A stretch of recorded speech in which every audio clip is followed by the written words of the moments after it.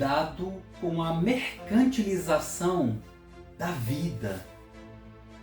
Como podemos entender a uberização, o uso exacerbado de algoritmos, o esgotamento mental e a espetacularização das lutas nas redes sociais? Você está à venda? Meu nome é Antônio Artequilino e você está aqui comigo no canal Pensar com Arte.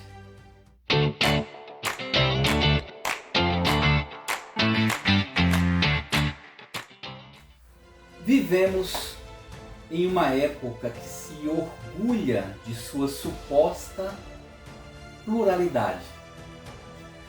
Ao abrir as telas de nossos celulares, somos bombardeados por uma infinidade de escolhas, trilhas sonoras personalizadas, e isso é feito por algoritmos.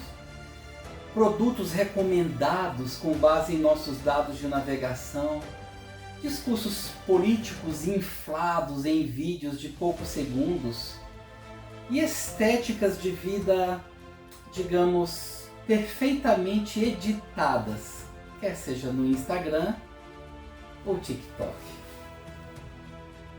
No entanto, se silenciarmos por um instante o ruído desse tráfego incessante de notificações, uma pergunta incômoda emerge: somos realmente livres? Ou fomos apenas educados para desejar e consumir a nossa própria domesticação? O que você pensa disso? Essa provocação não é nova, mas ganha contornos dramáticos e hiperconectados no cenário atual. Na década de 1960, o filósofo Herbert Marcuse cunhou o conceito de homem unidimensional. Em termos práticos e realistas, Marcuse percebeu que o capitalismo avançado, havia descoberto uma forma de dominação muito mais eficaz do que a força bruta ou a censura escancarada e explícita. A colonização da nossa subjetividade.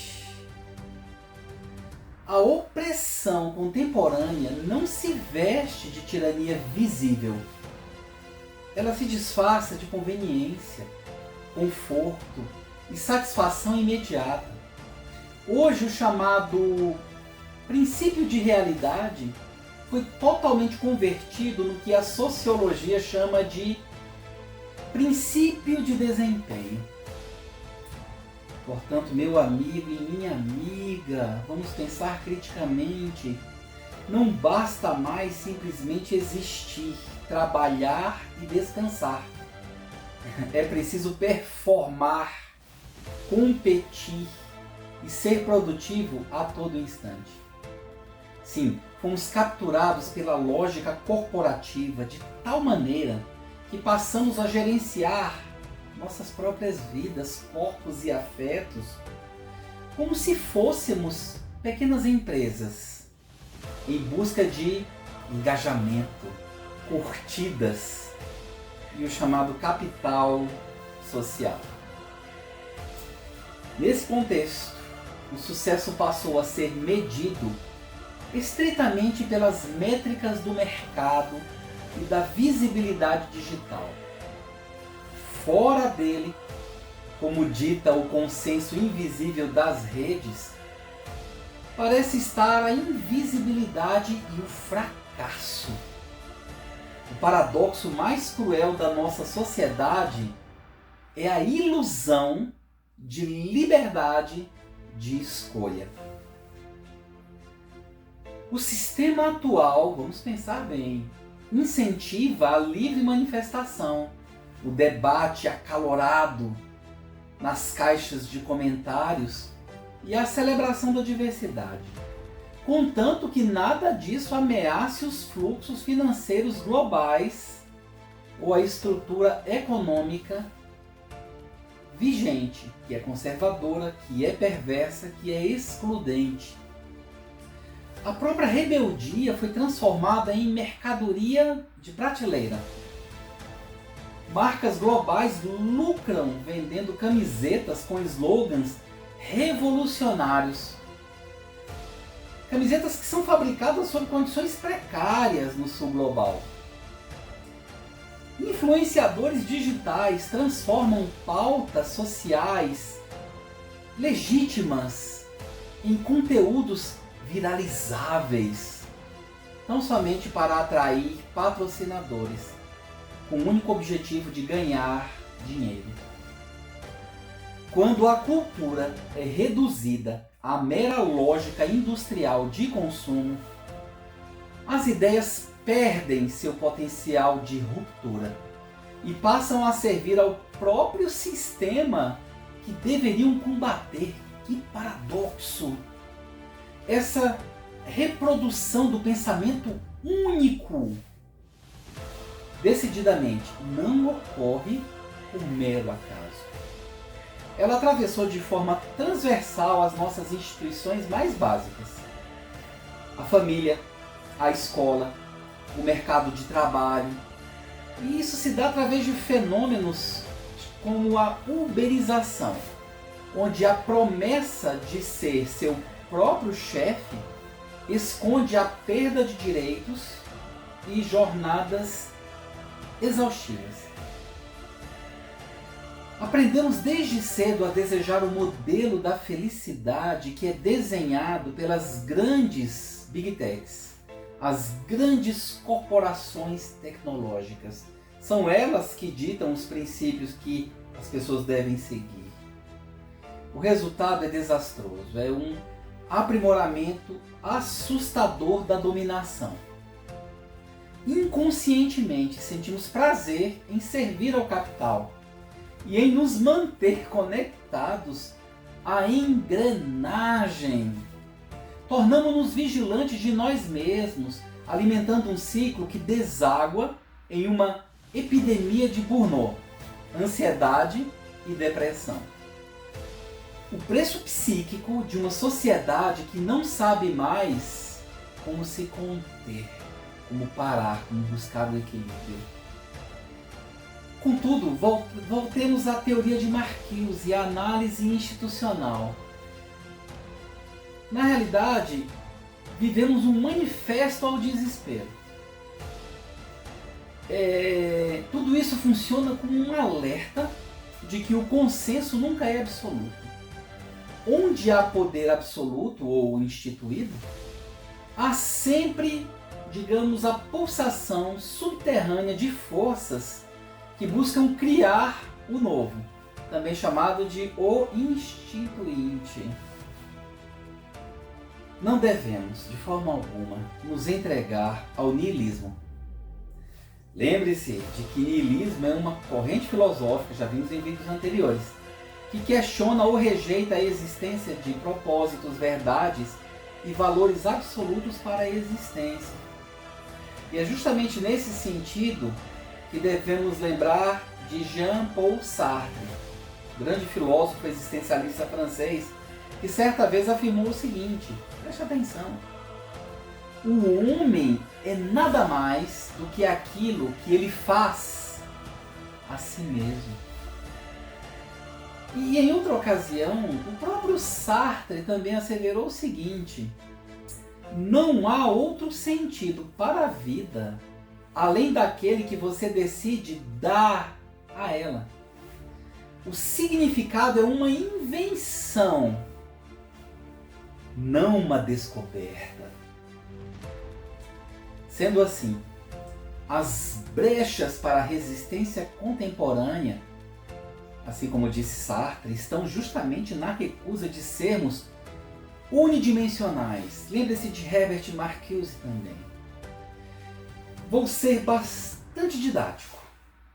O segredo para deixar de ser unidimensional consiste em escapar do pensamento único e da superficialidade Não somos manadas, não queremos ser controlados.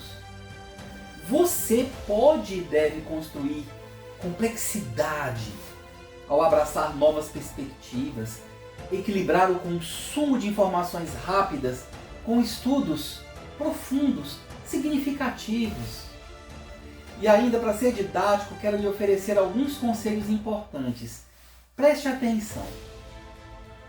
Leia opiniões, jornais ou livros de vertentes políticas e filosóficas diferentes das suas. Isso exercita seu pensamento crítico em vez de apenas confirmar o que você já acredita. Tenha a mente aberta, leia com criticidade, leia com atenção e reflita. E se você trabalha, por exemplo, com ciências exatas ou com negócios, experimente algo totalmente diferente, como por exemplo, cerâmica, música, culinária ou quem sabe jardinagem. Isso estimula novas conexões neurais. Outro conselho importante: saia da bolha do feed e crie o hábito de ler livros de não ficção. Veja longas reportagens, assista documentários densos. Isso é importante e substitui a pressa por informação instantânea. Isso em prol de uma compreensão mais aprofundada do mundo e da vida. Por favor, outro conselho: pratique a escuta ativa. Converse com pessoas de realidades diferentes. Procure focar e entender pontos de vista diferentes dos seus, pontos de vista dessas pessoas com quem você conversa, em vez de formular suas próprias respostas sem dar ouvidos aos outros. Um conselho bem prático: dedique pelo menos 20 minutos diários a um assunto totalmente fora da sua bolha de interesse. Por exemplo, se você gosta de tecnologia, leia sobre história da arte. Se você gosta de finanças, estude um pouco de biologia marinha. Por que não? O conhecimento não precisa ficar compartimentalizado o tempo todo.